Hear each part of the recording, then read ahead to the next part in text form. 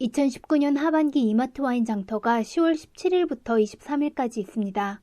지난 영상들에 이어 장터에 나온 와인 중 프랑스 부르고뉴 지역의 추천 와인 영상입니다.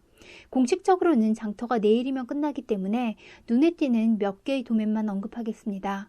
영상에서의 와인 추천 순서는 도면의 위치 기준으로 북부에서 남부 순입니다.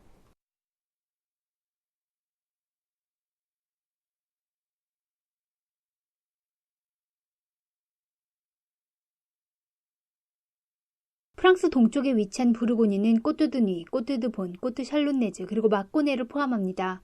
특히 황금의 언덕이라는 의미로 꼬뜨도르라고 불리우는 꼬뜨드뉴와 꼬뜨드본은 고품질의 와인이 생산되는 지역으로 와인 추천 페이지에서는 이 지역의 지도를 중심으로 보여드리겠습니다. 부르고뉴에서는 적포도는 피노누아 가메, 그리고 백포도는 샤도네이와 알리고떼가 재배됩니다.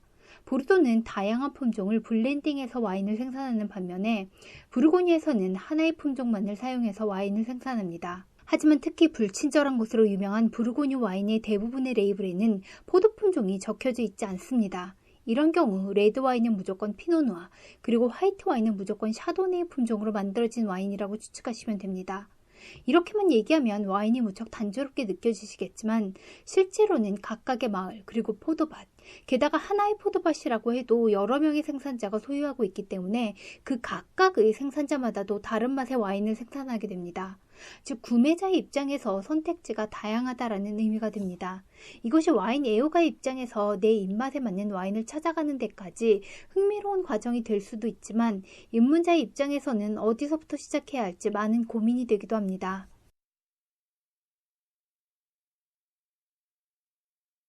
부르고뉴 와인을 선택할 때에는 우선 생산자가 주력으로 만드는 와인이 무엇인지 파악하셔야 합니다. 인터넷으로 평론가의 글을 읽어보면 알 수 있지만 더 손쉽게 알 수 있는 방법은 구글에 도멘의 이름을 검색해서 그 도멘이 위치한 마을을 확인해 보는 것입니다. 예를 들어 미셸 마냥을 검색해보면 도멘, 즉 와이너리 위치가 모레생드니 마을이라는 것을 알 수 있습니다. 물론 대부분의 생산자는 도멘의 위치와는 상관없이 부르고뉴 곳곳의 포도밭을 소유하고 와인을 만들고 있지만 보통은 도멘의 위치와 함께 있는 포도밭의 와인이 이 생산자의 주력, 즉 제일 잘 만드는 와인이라고 생각하면 크게 틀리지 않습니다. 프랑스에서는 포도가 자라나는 데 영향을 미치는 토양과 기후와 같은 환경 요소, 즉 테르와르를 기준으로 지역을 나누어 관리하고 이것을 AOC라고 합니다. 그리고 레이블에 그 지역의 AOC가 표기되어 있으면 해당 지역의 와인법을 지켜 생산한 와인이라는 의미가 됩니다. 특히 그 지역이 좁을수록 특정 테르와르를 반영해서 만든, 즉 더 높은 등급이라고 이해하시면 됩니다. 부르고뉴 전체를 의미하면 리저널 AOC, 그리고 그보다 좁은 마을 단위에는 빌라주 AOC로 본 화면에는 모레생드니가 해당됩니다. 즉 이론적으로는 모레생드니의 어떤 특정 포도밭이 아니라 이 마을에 해당되는 포도밭에서 재배되었다면 어떤 포도든 사용해서 만들어도 되는 와인입니다. 하지만 일부 생산자들은 사용된 포도가 그보다 높은 등급이지만 품질이 본인 기준에 못 미쳤을 때 등급을 낮춰 출시하기도 합니다.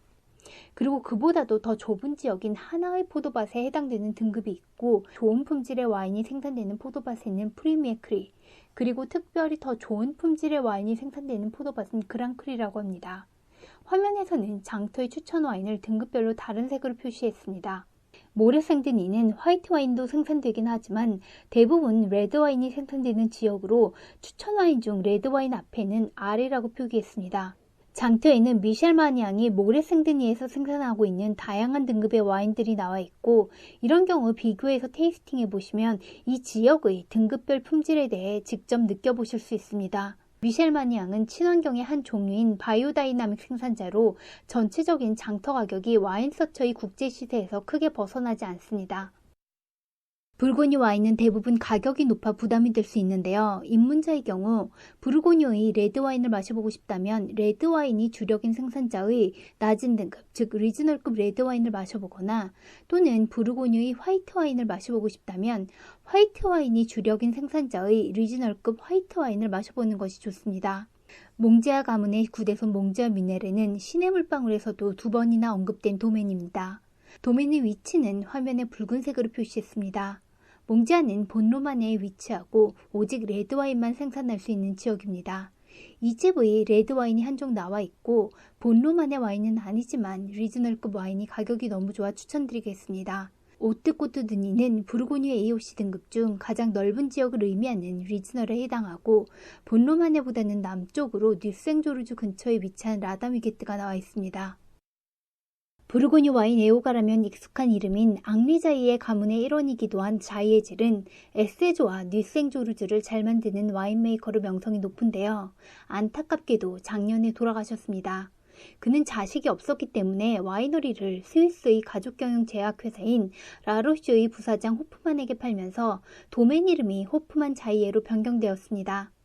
질자이에와 호프만 자이에의 리즈널급 와인이 각각 1종씩 나와 있고 도메인의 주인이 바뀌면서 와인이 어떻게 변했는지 확인해 보실 수 있습니다. 그리고 호프만 자이에의 다양한 등급의 와인도 나와 있습니다. 뱅상루그 역시 뉴생조르주에 위치합니다. 장터에 리즈널급의 와인들로 레드와 화이트 와인들이 나와 있는데요. 뉴생조르주는 화이트 와인도 생산을 하지만 주로 레드 와인이 생산되는 지역입니다.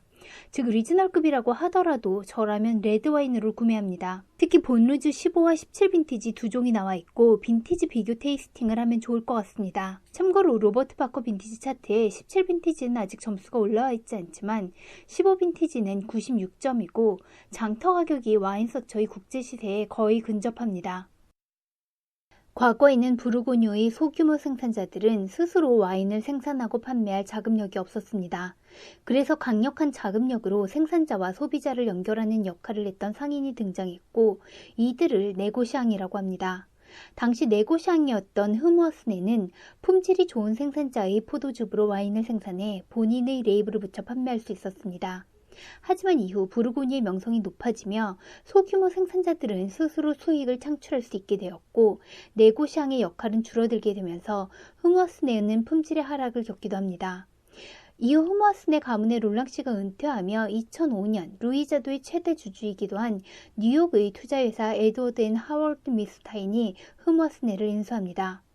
그리고 루이자도의 대표였던 베르나토 흐포씨가 관리를 맡으며 전환점을 맞습니다. 시장에서 이슈가 되었던 것은 14세기에 지어진 부르고뉴에서 가장 오래된 것 중에 하나로 추측되는 저장고 안에 있는 1950년대까지 거슬러 올라가는 올빈이었습니다. 올빈은 오래된 빈티지의 와인을 의미합니다. 최상의 상태로 올빈을 보관하는 것은 생산 후 다른 곳으로 이동 없이 와이너리에 보관하는 것으로 알려져 있습니다. 흐무어스네의 저장고의 와인이 그러했고 시장에 좋은 가격에 풀리기 시작합니다. 매년 저장량의 3-4%를 시장에 내놓고 있다고 하는데 국내에서도 만날 수 있으면 좋겠습니다. 흐무어스네는 화이트 와인으로 명성이 높고 장터에는 특히 메르소의 프리메크리 와인이 여러 종 나와 있는데요. 밭별로 비교 테이스팅 해보시면 재밌을 것 같습니다. 메르소는 거의 화이트 와인이 많이 생산되는 지역이고 화이트 와인 앞에 W라고 표기했습니다. 그리고 화이트 와인만 생산되는 꼬르동 샤르마뉴와 몽라쉐의 그랑크리 와인도 나와 있습니다. 괄호 안에는 와인서처의 전문가가 평가한 시음적기 평균입니다. 현명한 와인생활 와인TV가 함께하겠습니다. 구독자님 모두 이마트 와인 장터에서 득템하시길 바랍니다.